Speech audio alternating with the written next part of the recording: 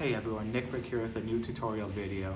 This one is for the Inkling Squid from Splatoon and Splatoon 2.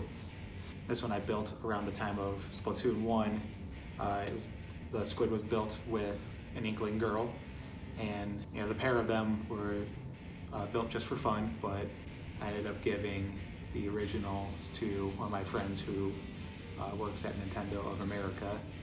So unfortunately I don't have the original model anymore, and I don't have instructions for the Inkling girl herself, but I do have them for the squid, and I will be able to show you how to make the Inkling Squid in this video. Now, it was originally built in blue, but there are also pieces available to make it in yellow and red, and I think if you make a few modifications yourself, you can make some other colors that were also in Splatoon. But anyway, without further ado, here's a tutorial for the Inkling Squid from Splatoon and Splatoon 2.